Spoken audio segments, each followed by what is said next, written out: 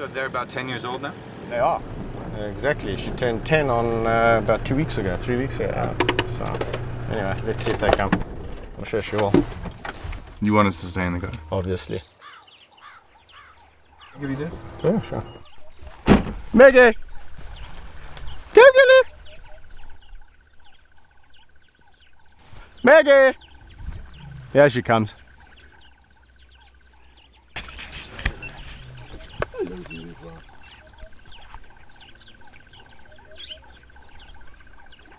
How you want, sweetie pie? Slowly, slowly, slowly! Oh wow! Where have you been? Where have you been?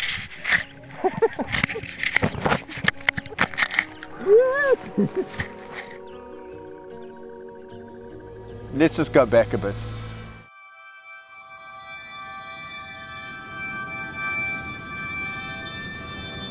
I lie down there next to them and I just think, you're just so beautiful. What would I do to make you better? I can't. As a kid, I could really only remember lions in storybooks. I would always imagine, lions to be wandering the plains of Africa and, exactly where, what you doing? Exactly where they should be. Oh.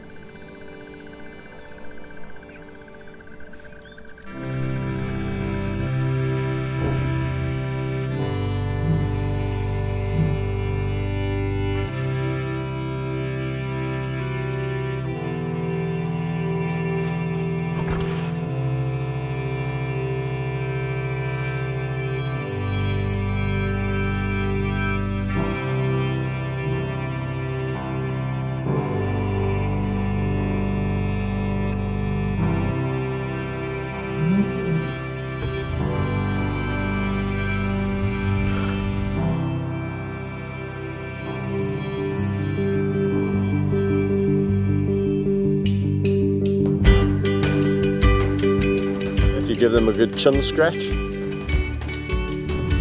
They're very happy, content cats. Hyenas, it's the neck. So if you scratch a hyena's neck, they really love it. What do you say about that? People around the world still think that Africa is this place teeming with game. Iconic archetypal Africa. Sure. And it just doesn't happen.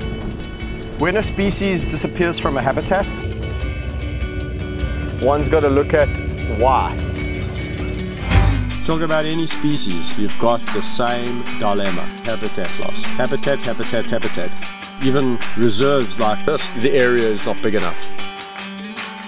You could drive for days, nothing. They're all gone. Not a single animal. Wow. For miles. What I have been able to do with my unique relationships is capture people's attention. It's about trying to see numbers in the wild increase and trying to figure out how we're going to achieve that. Just ignore her, she's fine. If we Googled your name right now, what would come up? The Lion Whisperer would come up, and there'd be more than likely several pictures of me doing pretty much there'd be several pictures of me pretty much doing what I'm doing now. Do you see yourself as a lion whisperer? There's a phrase that people coined because of the relationships that I have, the ability to interact with these animals without having to make them submit through fear. Then yes. Here's my big boy. Here's my big boy. Hello, what's up, my big boy? Hello, my big boy. Oh, that's nice. Hey. What have you guys been doing? Where are you going? You must be nice. To pinpoint what I specifically like about a lion is extremely difficult. There's something about the black on the back of the ears. It's very soft fur, completely different to the rest of the body. Oh la la ma. Oh, they're so nice. Me, where I fit in the pride, I'm just another member of this group.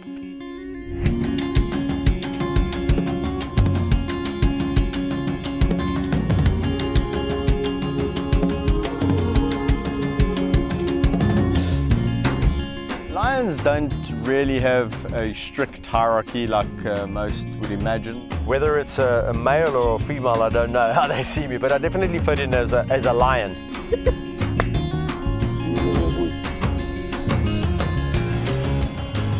I know each individual quite intensively. That's my job, to get to know each character and to get to bond and relate to certain characters. Obviously, like people, you're going to relate to certain individuals better than others. The other one's got the camera. Well, hyenas are really interesting animals because, unlike lions, they do have a strict hierarchy.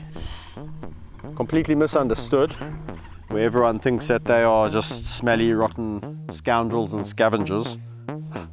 They do not smell. They're not rotten. And the interesting thing really is that the lowest ranking female ranks higher than the highest ranking male, if that makes sense.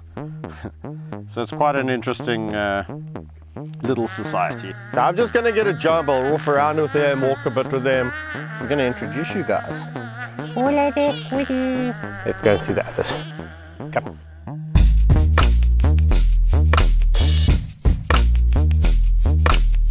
Let's introduce Monty, the human trapped in hyena clothing.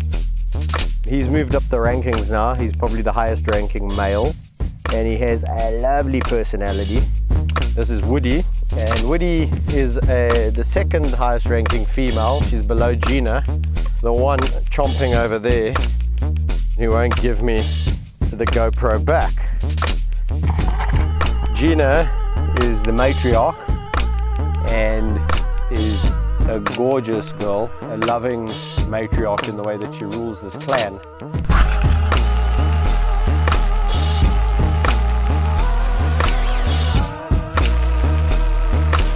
With the hyenas, you've got to be pretty high up in the ranking.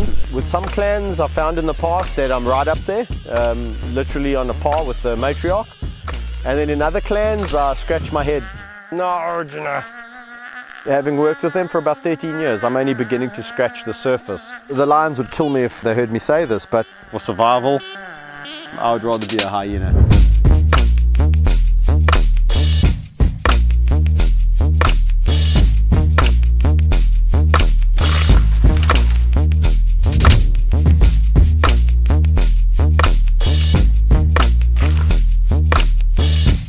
They are entertaining and extremely intelligent. So yeah, when I met my first two hyenas, I didn't know what I was getting involved with in the joy that was about to chew your monopod. I'm gonna try and see if I can conjure. Where's Woody? Oh yeah, they are. They're hiding behind this bush, yeah. Keeping an eye on us. Why are you two being so naughty? Oh yeah, my girlie. They're almost like saying, you should be here. 1, 2, 3.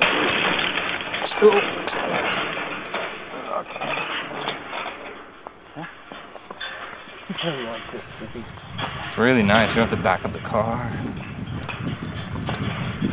Did you want to go right over this sort of dead plane?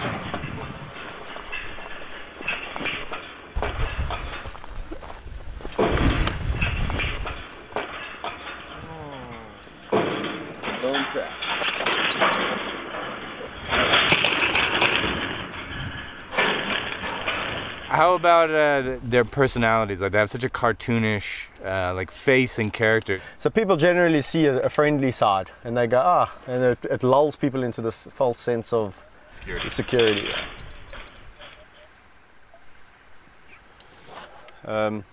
Is the window open there? Yeah. Nope. Okay.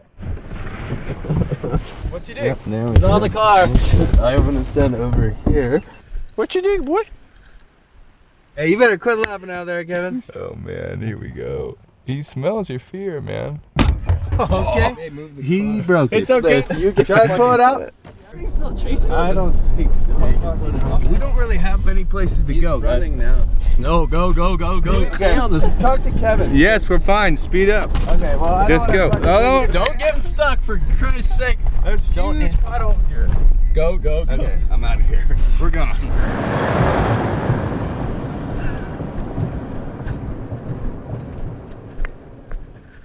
The interactions have always been boisterous. They've never bitten.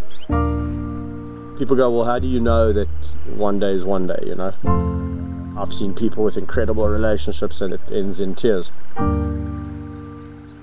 Because I know them, I don't react. So I've almost learned to detune my reactions.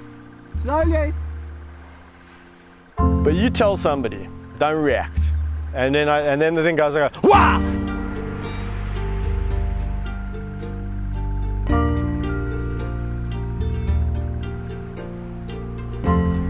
Meg and Amy, since the day, you know, literally they opened their eyes, they were jumping on me.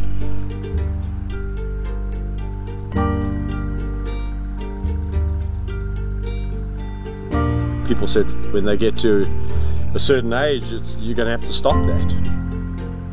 You know, they just got bigger and bigger and bigger.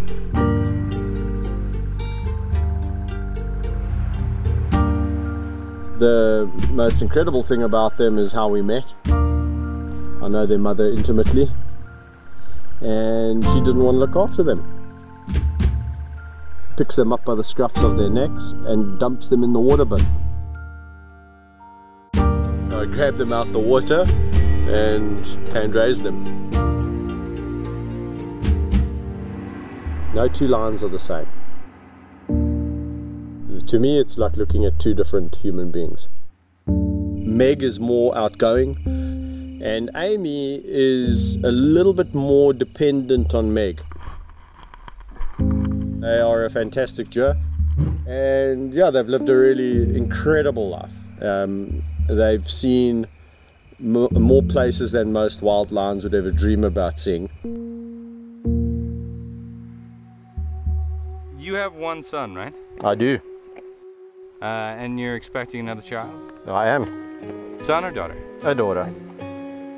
For my kids, what I really hope the legacy will be is that they have something to go into pertaining to the wild. As a whole, lions are not doing well. They've declined down to miserable numbers. I'm trying my damnedest to create awareness. People see me interacting with the lions, and I think they start to think, well, gee, imagine Africa without lion.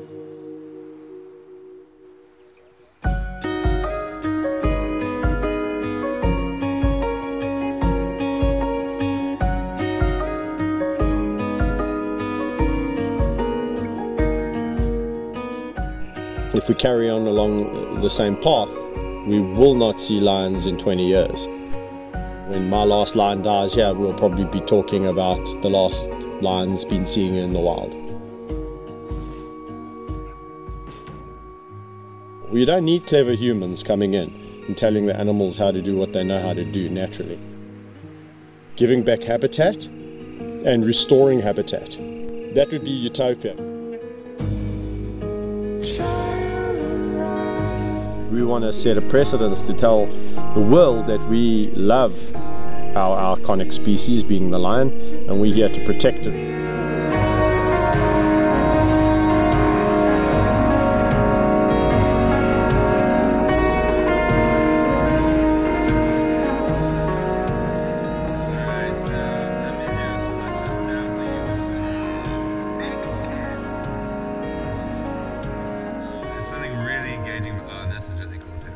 You kind of do this move right here.